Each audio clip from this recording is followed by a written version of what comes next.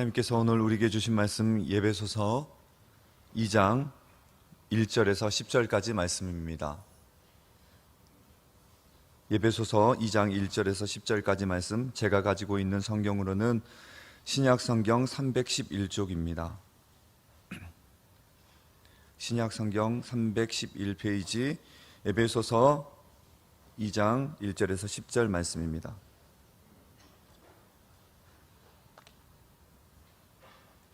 주신 말씀 한 절씩 교독하도록 하겠습니다.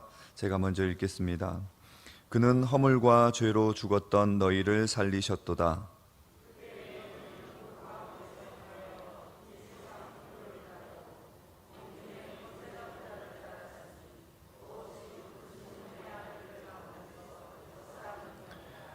전에는 우리도 다 그 가운데서 우리 육체의 욕심을 따라 지내며 육체와 마음에 원하는 것을 하여 다른 이들과 같이 본질상 진노의 자녀였더니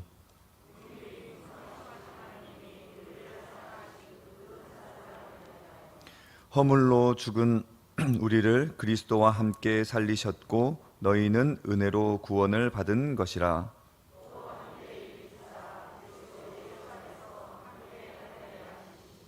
이는 그리스도 예수 안에서 우리에게 자비하심으로써 그 은혜의 지극히 풍성함을 오는 여러 세대에 나타내려 하심이라.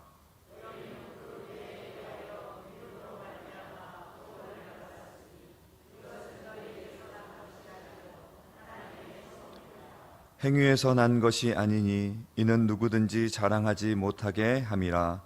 우리는 그가 만드신 바라 그리스도 예수 안에서 선한 일을 위하여 지으심을 받은 자니 이 일은 하나님이 전에 예비하사 우리로 그 가운데서 행하게 하려 하심이니라. 아멘. 이 시간 작은 예수 찬양단 찬양이 있겠습니다.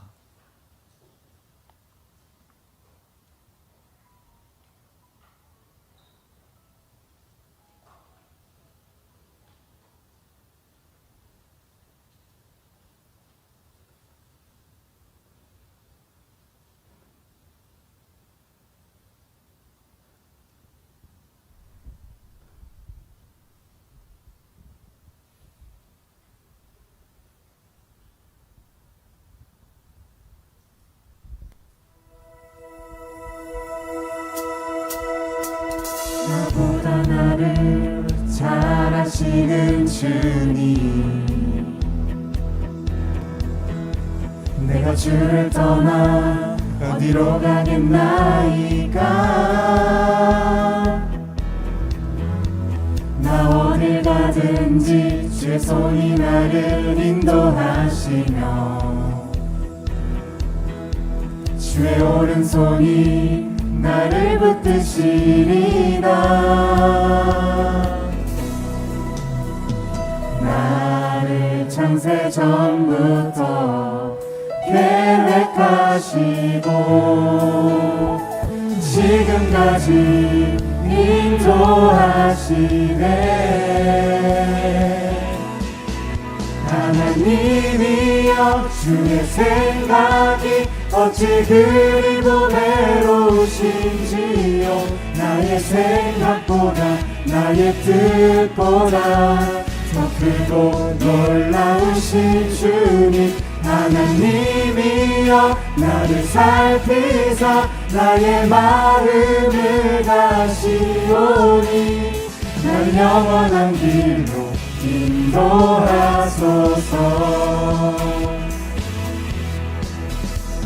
나보다 나를 잘 아시는 주님,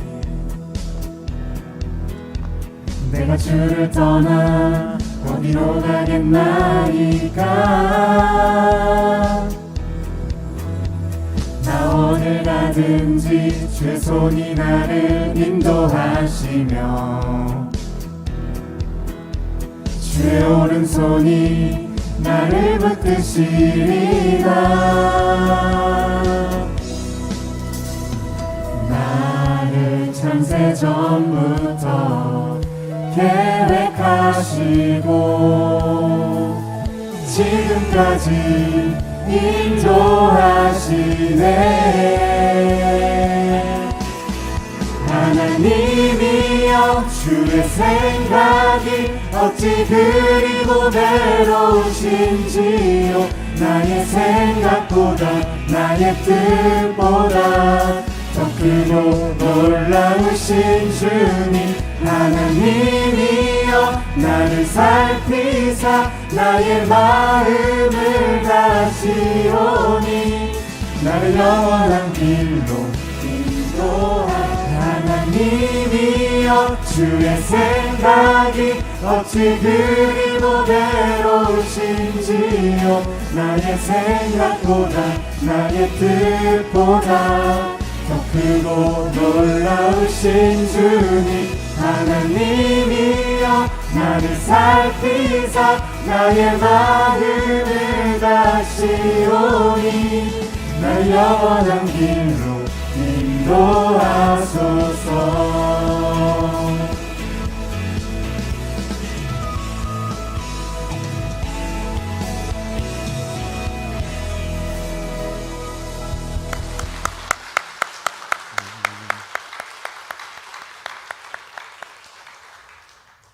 기도하겠습니다. 나의 도움과 나의 능력 되신 하나님, 오늘 나의 길을 잘 아시고 나의 길을 선한 길로 인도하실 그 주님으로 인하여서 감사와 찬양을 올려드립니다. 이 작은 예수 찬양대에 귀한 고백을 받으시고 우리 청년들의 삶을 선한 길로 인도하여 주옵소서.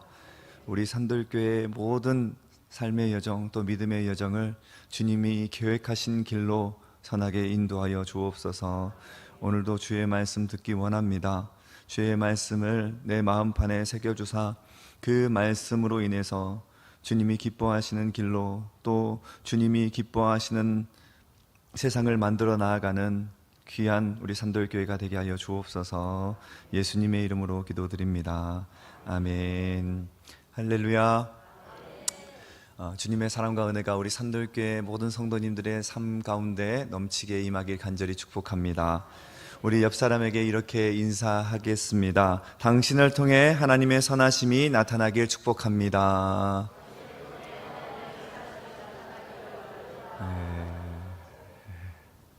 어떻게 선하신 하나님의 계획이 나타날 것 같습니까?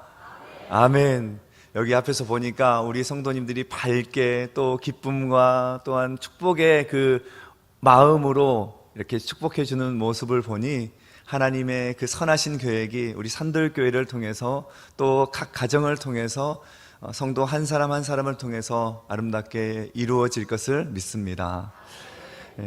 원수는 물에 새기고 은혜는 돌에 새긴다라는 말이 있습니다.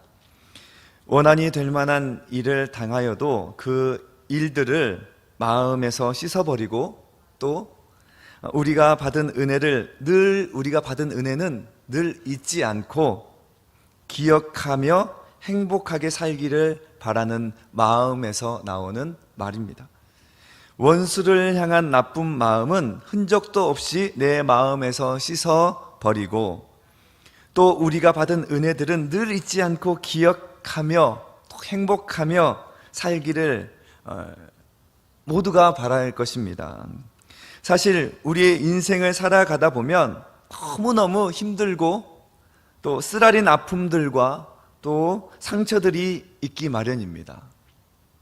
저도 그렇고 우리 성도님들 또한 인생에 쓰디쓴 또 힘들고 어려운 기억들이 많이 있을 것입니다. 그런데 그걸 차곡차곡 쌓아놓고 인생을 살아간다면 우리 인생이 얼마나 힘들고 두렵고 저걸 해볼까? 아니야, 예전에 그렇게 내가 힘들었어. 저렇게 했더니 내가 정말 마음에 상처가 됐어 하고 그것을 기억하면서 늘 살아간다면 우리는 한 발자국도 앞으로 나아갈 수 없습니다. 그것을 생각할 때마다 우리의 인생이 얼마나 힘들겠습니까? 상처는 잊고 좋았던 기억을 늘 마음에 품고 살자는 그런 의미를 닮은 지혜로운 말. 원수는 물에 새기고 은혜는 돌에 새기라. 그런데 꼭 거꾸로 사는 사람들이 있습니다. 그런 사람들의 삶은 늘 보면 어둡고 지치고 낙심되고 상처받은 속에서 살아가니까 얼마나 그 인생이 버겁고 옆에서만 봐도 버겁고 힘든지를 모릅니다. 저기에서 좀 벗어났으면 좋겠는데, 저 상처에서 좀 한 발자국 나갔으면 좋겠는데 왜 저기에서만 머물러 있을까 안타까운 인생들이 있다는 거예요. 우리가 하나님의 백성으로 살아가면서 우리 또한 하나님의 백성으로 살아가면서 상처와 아픔이 있지만 그 상처와 아픔보다는 늘 하나님의 은혜를 기억하며 감사하며 살아가야 될 줄 믿습니다. 하나님의 은혜를 잊고 그렇게 우리가 살길 소망하는데 우리도 가끔은 우리는 아니면 자주자주 하나님의 은혜를 잊고 살 때가 있습니다.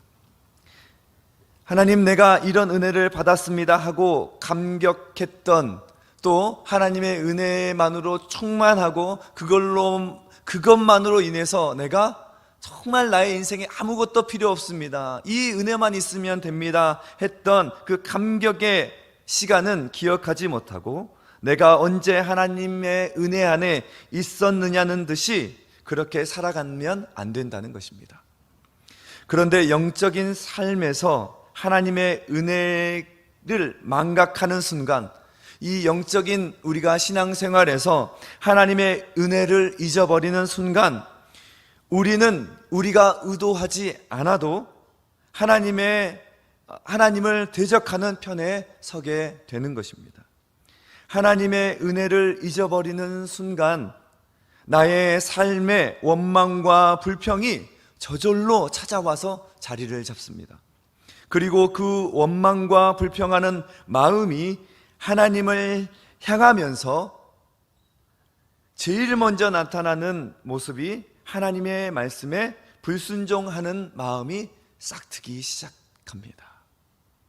그래서 하나님께서 이웃을 사랑하라고 말씀하셨지만, 우리에게 명령하셨지만, 이웃들에게 사랑을 베풀고자 하는 마음이 우리의 마음 가운데 자리 잡지도 못하고, 사랑과 긍휼로 이웃에게 다가가야 함에도 불구하고 이제는 이웃이 시기의 대상이 되고 질투의 대상이 되고 미워하는 대상이 된다는 것입니다. 그런데 이 시기, 질투, 미움을 마음에 차곡차곡 쌓아놓고 살아가면 누가 손해를 보느냐 하면요, 자기 마음이 상처받고 자기 마음이 병들어 가게 되는 것입니다. 결국 내 마음에는 하나님께 받은 은혜는 온데간데 없고 시기와 질투와 미움만이 자리 잡게 되는 것입니다.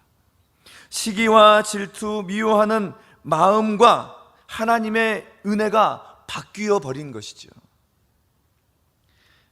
이스라엘 백성들, 우리가 너무나 잘 알고 있는 이 이스라엘 백성들이 애굽에서 오랫동안 종살이 하지 않았습니까? 430년 동안 종살이를 하는데 가면 갈수록 그 삶이 버겁고 힘든 거예요. 그래서 하나님, 우리가 이제 도저히 못 살겠습니다, 하나님 우리를 불쌍히 여겨주세요 하고 하나님 앞에서 막 탄식하며 울부짖으며 하나님 앞에 부르짖습니다.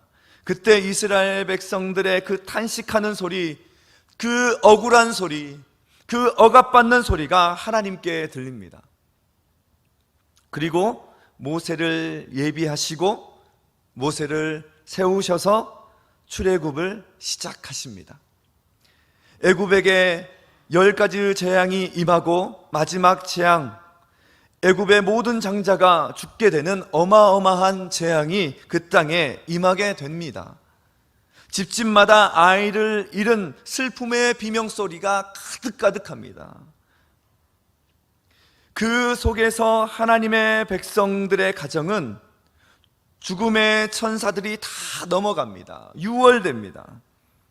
어린 양의 피를 문설주에 발라서 죽음을 넘어가게 하셨거든요. 누가요? 하나님께서.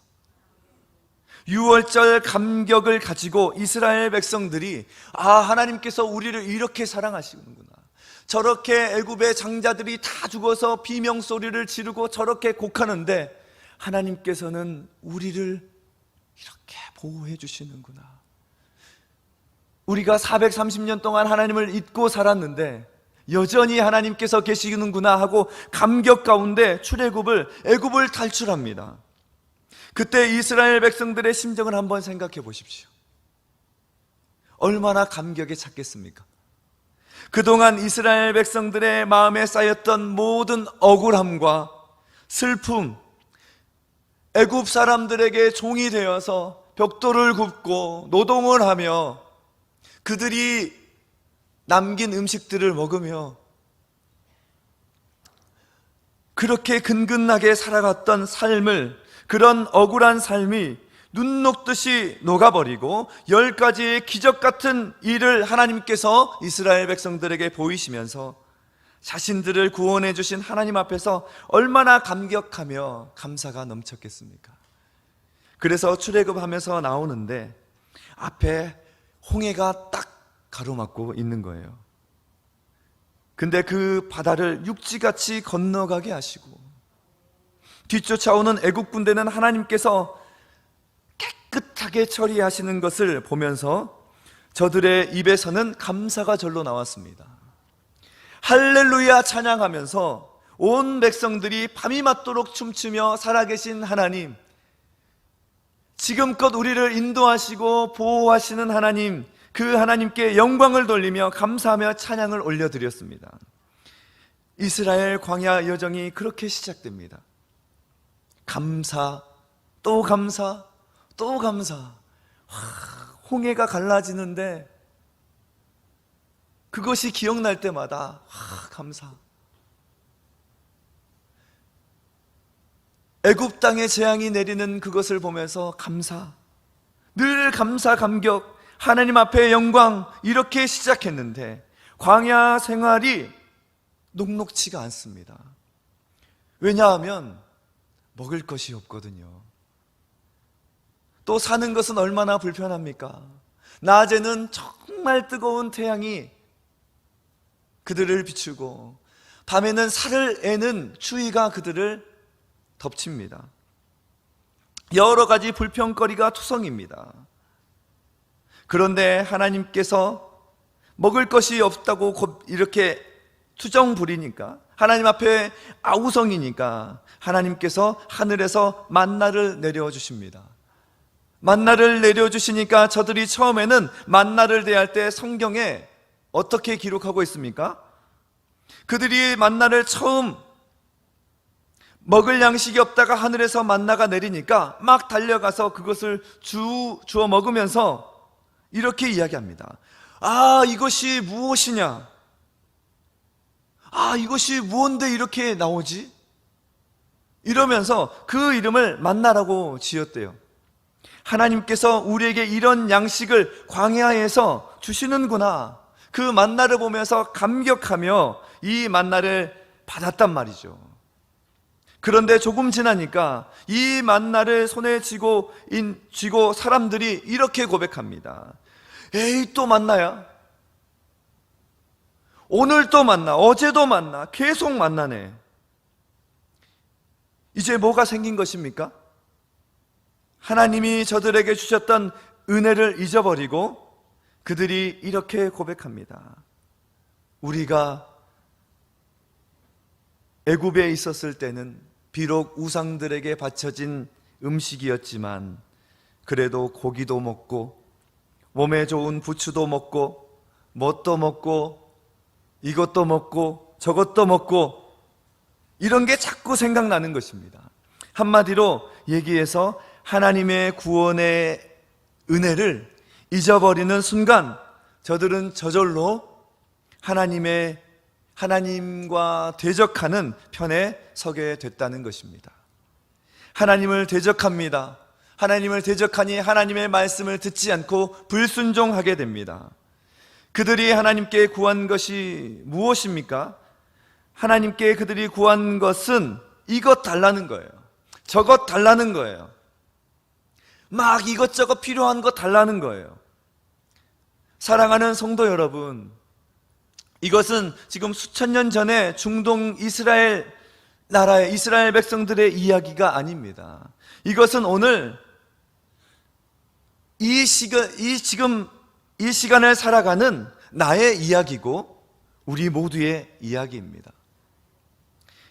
우리가 새해를, 우리 전도사님이 9월 오늘 첫 주잖아요. 밑에서 글더라고요, 전도사님이.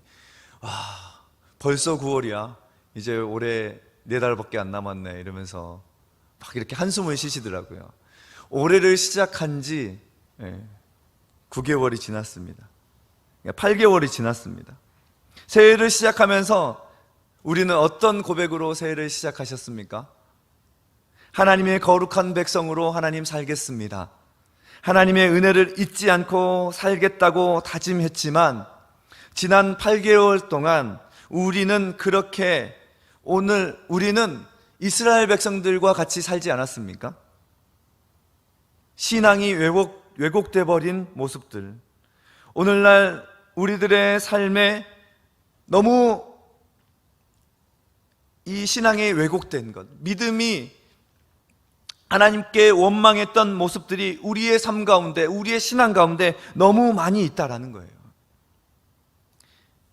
교회를 늘 빠지지 않고, 예배를 빠지지 않고 참석하는 것을 보면 믿음이 좋은 것 같아요. 예배에 빠지지 않고 나와서 하나님께 부르짖어 기도합니다. 그런데 그 기도하는 간구의 내용을 들어보니까, 우리가 하는 것을, 나의 기도 소리를 들어보니까 불평하고 원망하던 이스라엘 백성들과 하나도 다를 게 없는 모습을 발견합니다.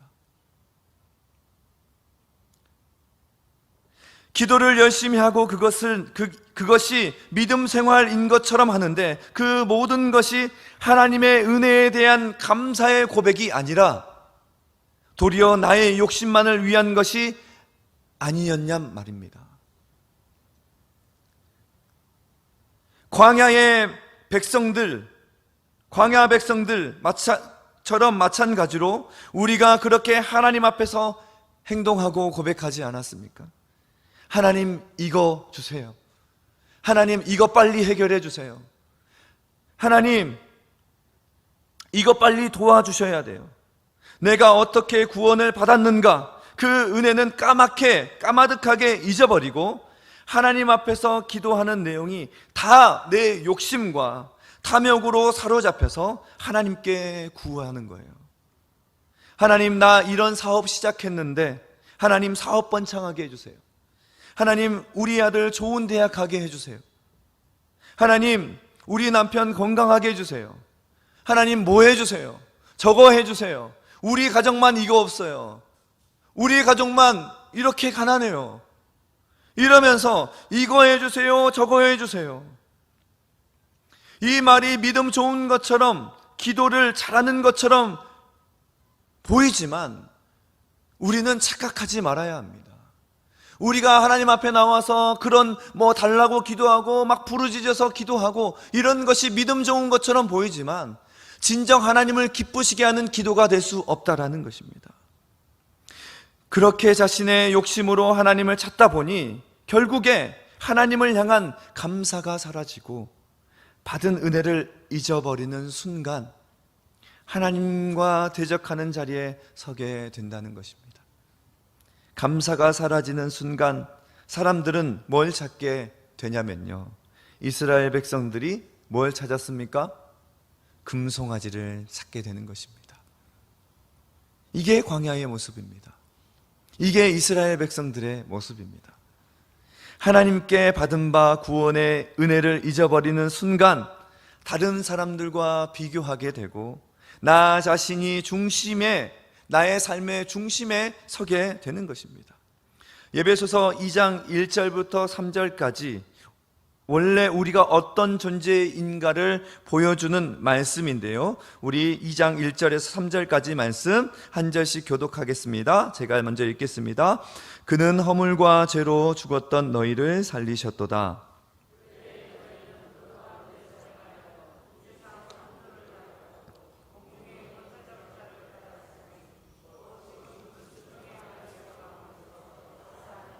함께 보겠습니다. 전에는 우리도 다 그 가운데서 우리 육체의 욕심을 따라 지내며 육체와 마음에 원하는 것을 하여 다른 이들과 같이 본질상 진노의 자녀였더니. 아멘. 우리가 어떤 자들이었다고요? 본질상 진노의 자녀였더니. 허물과 죄로 죽었던 우리들, 그리고 본질상 진노의 자녀들, 우리는 처음부터 진노의 자녀였다라는 거예요. 본질상 진노의 자녀였어요. 허물과 죄로 이미 우리는 사망 선고가 내려졌던 자들입니다. 그런데 긍휼이 풍성하신 하나님의 그 큰 사랑으로 인해서 나를 그 죽음의 자리에서 벗어나게 하시고, 그뿐만 아니라 그리스도와 함께 살리셨습니다. 부활의 처음 열매가 되시는 예수 그리스도와 함께 우리에게 부활의 소망을 허락해 주셨습니다. 그런데 거기에서 끝나는 것이 아니에요. 거기에서만 그치는 것이 아니라 장차 우리가 가게 될 영원한 하나님의 나라에서 예수 그리스도와 함께 그곳에 앉히신다는 것입니다. 한마디로 이야기해서 나를 살리시고 나에게 영원한 생명을 주시는 하나님의 그 크신 은혜, 이걸 이야기하고 있는 것입니다. 그리고 나서 7절 말씀을 보십시오. 7절 말씀 우리 함께 읽도록 하겠습니다. 시작. 이는 그리스도 예수 안에서 우리에게 자비하심으로 그 은혜로 지극히 풍성함을 오는 여러 세대에 나타내려 하심이라. 아멘. 여기 7절 말씀을 보면 뭐뭐 하려 하심이라 라고 말씀하고 있습니까? 은혜의 지극히 풍성함을 오는 여러 세대에 나타내려 하심이라. 하나님께서 본질상 진노의 자녀였던, 허물과 죄로 죽었던 나를, 우리를 그리스도와 함께 살리시고 일으켜 세우시고 하나님 보좌 우편에 앉혀주시겠다라는 이 놀라운 복, 그것을 우리에게 주신 목적과 이유가 바로 이것이라는 거예요. 사랑하는 산도교회 성도 여러분, 그 구원의 은총, 부활의 감격으로 영생의 복을 주신 이유는 나로 하여금 이제 우리 이후에 오는 여러 세대, 그 여러 세대를 향해서 하나님이 얼마나 풍성하신 은혜로 나에게 복을 주셨는지 그것을 드러내고 나타내게 하려 하심이래요. 여러분들이 구원의 은혜를 받고 내가 정말 영생의 복을 받고 부활하신 주님을 믿는다면 반드시 나와 여러분들의 자녀들에게 이 복이 삶을 통해서 전달되어야 하고 나를 통해서 삶으로 드러나야 한다는 것입니다. 그것을 위해서 하나님께서 우리를 살리셨다라는 거예요. 그냥 너만 평안하고 너만 좋고 너만 기쁘고 끝나는 것이 아니라 나 이후에 오는 여러 세대에게 하나님께서 어떻게 행하셨는가를 보이기 위해서 우리를 살리시고 우리에게 복을 주시고 우리에게 구원을 주시고 능력을 부어 주셨다라는 거예요. 하나님의 크신 사랑은 우리가 생각한 것보다 더 크게 임하는 줄 믿습니다. 그 큰 은혜는 8절 9절 말씀에 하나님께서 또 임하십니다. 우리 8절 9절 말씀 함께 읽도록 하겠습니다. 시작. 너희는 그 은혜를 인하여 믿음으로 말미암아 하나님의 선물이라 행위에서 난 것이 아니니 이는 누구든지 자랑하지 못하게 하려 함이라. 아멘. 이 말씀 무슨 말씀입니까? 우리가 구원의 은혜를 받았습니다. 믿음으로 은혜를 받았는데 그것은 우리의 착한 행동이나 우리의 학위나 우리의 물질로 얻어진 것이 아니라 하나님께 상 받을 만한 일을 해서가 아니라 값없이 하나님께서 우리에게 선물로 안겨주신 것이라는 것입니다. 오늘 우리가 받은 구원은 내가 무엇을 잘해서 얻은 것이 아니라 하나님께서 나에게 주신 선물입니다. 구원은 하나님의 은혜입니다. 하나님의 선물입니다. 이것은 누구라도 하나님 앞에서 자랑하지 못하게 하려고 우리에게 그렇게 주신 것이래요. 그러니까 우리가 하나님 앞에서 그 어떤 것도 자랑할 수 없는 거예요. 우리가 하나님 앞에서 그 어떤 것도 자랑을 해서는 안 되는 것입니다. 고린도전서 1장 후반부에 보면요, 바울이 하나님께서 사람을 택해서 쓰시는 것에 대해서 말씀을 들려주고 있습니다. 여기에 어떤 말씀이 담겨 있냐면, 하나님께서 사람을 택해서 쓰시는데 여기 미련한 사람이 있고 여기 지혜로운 사람이 있습니다. 여러분들 같으면 어떤 사람 쓰시겠습니까? 지혜로운 사람 쓰시겠잖아요. 그렇죠. 기업에서, 회사에서 사람을 쓰는데 지혜로운 똑똑한 사람 쓰겠습니까? 아니면 똑똑하지 못한 사람 쓰겠습니까? 똑똑한 사람, 빠릇빠릇한 사람 쓰겠잖아요. 그게 당연한 거예요. 학벌 좋은 사람 쓰겠습니까? 학벌이 좋지 않은 자를 쓰겠습니까? 당연히 학벌 좋은 자를 쓰죠. 사람들의 기준은 그런데 하나님께서 일꾼을 택하시고 부르시는 것을 보니까 전혀 그렇지 않더라는 거예요. 하나님께서 약한 자들을 택하여서 강한 자들을 부끄럽게 하신다라는 거예요. 저는 이 말씀을 들을 때마다 막 소름이 돋습니다. 막 감격이 돼요. 막 심장이 쿵쾅쿵쾅 떨립니다. 왜 떨릴까요? 저는 연약하고 부족한 자였거든요. 부족한 자거든요. 아무것도 가진 게 없는 자거든요.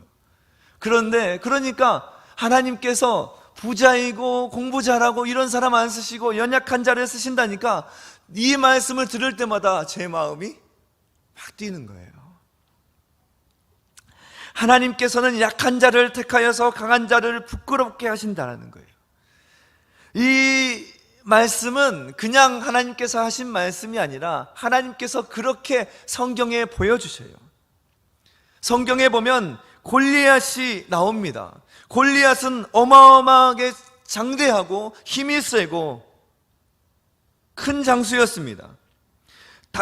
골리앗은 강하고 다윗은 약하지만 하나님은 다윗과 같은 어린 소년, 약한 자를 들어서 골리앗을 물리치게 하십니다. 다윗보다 강한 자들이 많잖아요. 골리앗보다는 약하더라도 다윗보다 강한 사람은 많이 있잖아요. 그런데 하나님께서는 다윗보다 더 크고 힘 있는 사람들, 다른 전쟁에서 승리를 얻어본 그런 장수를 사용한 것이 아니라 가장 약한 다윗을 택하여 골리앗을 무찌르게 하십니다. 왜 그렇게 하나님께서 하셨을까요? 다윗이 봐라, 내가 이렇게 힘이 세다, 내가 정말 이렇게 잘났어, 나에겐 이런 재능이 있어,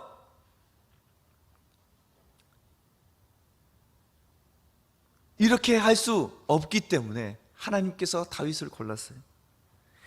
다윗이 고백할 수 있는 말은 이 말밖에 없어요. 하나님께서 하셨습니다.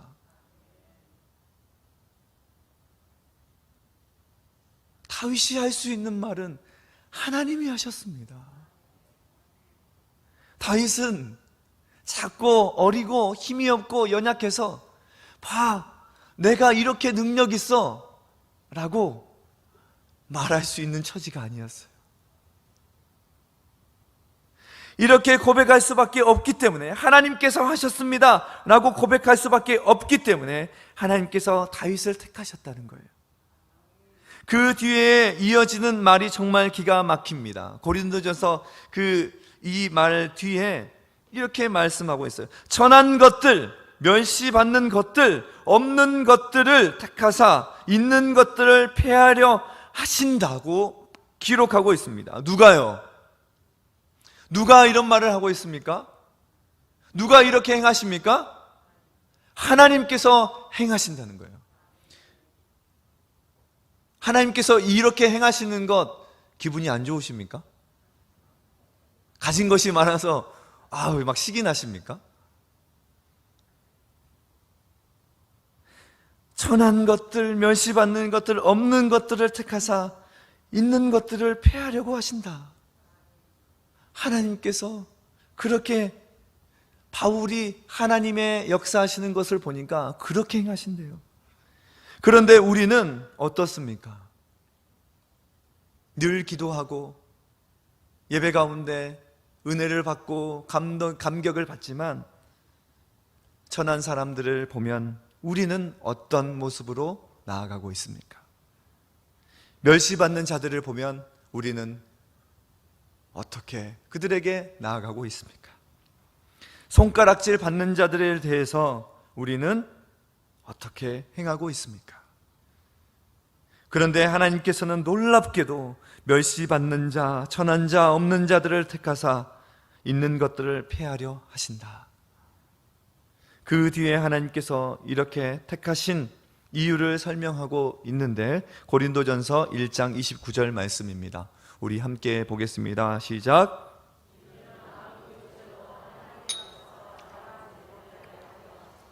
아멘. 너무나 중요한 말씀입니다. 하나님께서 그 어떤 육체도 자랑하지 못하게 하신다는 것입니다. 오늘 예배소서 2장에 나오는 행위에서 난 것이 아니니 이는 누구든지 자랑하지 못하게 하려 함이라 같습니다. 그렇습니다. 하나님께서 부족한 나를 사용하시니 얼마나 감사한지요. 허물과 죄로 이미 사망 선고가 났던 나를 살리셔서 하나님께서 사용하시니 얼마나 감사한지요. 나를 구원해 주시니 얼마나 감사한지요. 저 지옥불에 떨어질 나를 붙드셔서 저 천국 보좌로 인도하시니 얼마나 감사한지요.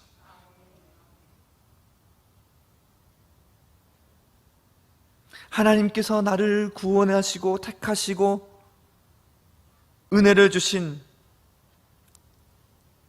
그 한 가지 이유만으로 우리는 주님의 명령에 순종하며 내가 자격이 있든지 없든지 하나님 앞에 순종하며 아멘, 주님 그렇습니다. 나 같은 죄인을 사용하여 주시고 써주시니 나의 삶을 전부 드립니다. 이렇게 우리는 고백하며 나아가야 하는 것입니다.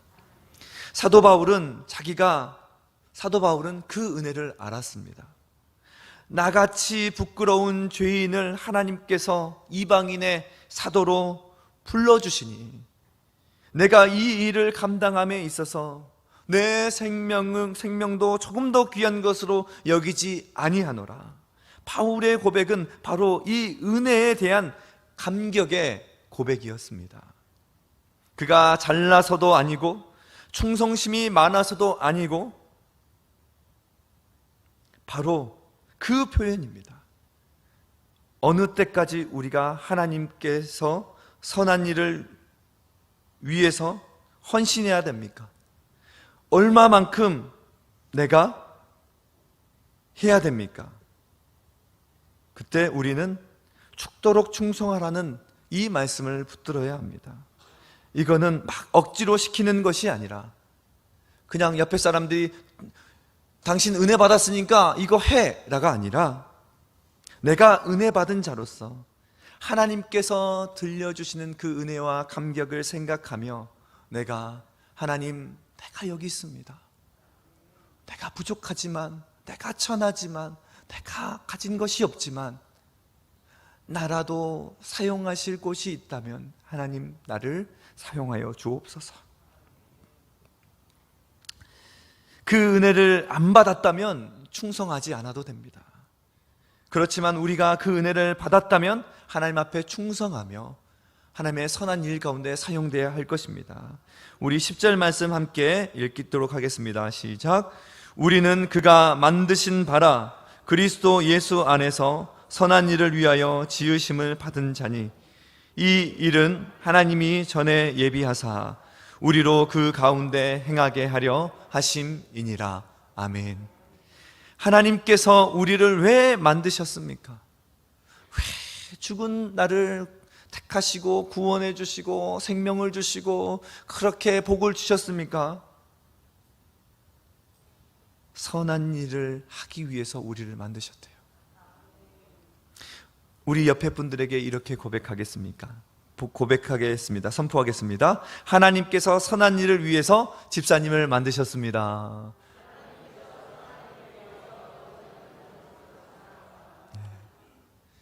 그냥 우리가 여기 서 있는 것이 아니라 하나님의 선한 일을 위해서 우리가 지음받았대요. 하나님의 선한 일을 위해서 우리 산돌교회가 세워졌다라는 거예요. 하나님의 선한 계획을 이 땅 가운데 펼치기 위해서 우리 교회가 세워졌음을 잊지 않길 소망합니다. 우리는 하나님께서 지으신 목적, 선한 일을 위해서 지음받은 목적에 맞게 살아야 되는 것입니다. 값없이 구원받은 은혜를 놓치는 순간 우리의 삶은 모든 것이 하나님과의 관계에서 끊어져 버립니다. 그러니 우리는 하나님 앞에 하나님 나를 써주십시오. 그리고 나를 써주시니 감사합니다. 어렵고 힘든 하나님의 일이지만 내게 맡겨주시니 내가 힘 닿는 대로 충성하며 헌신하겠습니다. 할 수 있는 지혜를 주시고 하나님 나를 통해서 교회가 화목될 수 있는 도구로 사용해 달라고. 하나님 이것 주세요 저것 주세요의 기도가 아니라 이제는 성장하여서 하나님 내가 여기에 사용되게 해주세요. 내가 저기에 사용되게 해주세요. 하나님 내가 가는 곳마다 화합하게 해주세요. 하나님 저기에 분쟁이 있는데 내가 그 선한 일에 하나님의 선한 도구로 사용되게 해주세요. 이렇게 고백하며 기도함으로 인해서 우리를 통해서 우리 산돌교회 성도님을 통해서 우리 교회를 통해서 이 땅에 주님의 선하심이 나타나게 되는 놀라운 하나님의 선한 도구가 되시는 우리 산돌교회 성도님들이 다 되시길 간절히 축복합니다. 사랑과 은혜가 풍성하신 아버지 하나님, 허물과 죄로 이미 죽어 있는 우리를 택하셔서 생명을 주시고 구원해 주시고 하늘에 은혜를 예비하여 주시니 감사드립니다. 이제 우리가 나를 위한 삶이 아니라 하나님께서 우리를 부르신 그 목적, 선한 일에 사용되기 위해서 부르심이라 라는 이 말씀을 붙들고 하나님께서 기뻐하시는 자리, 하나님께서 원하시는 자리, 그 자리가 힘들고 어렵고 고난이 다가온다 할지라도 믿음으로 행하며 주의 영광을 드러내는 우리 산돌교회 성도님들 되게 하여 주옵소서. 예수님의 이름으로 기도드립니다. 아멘.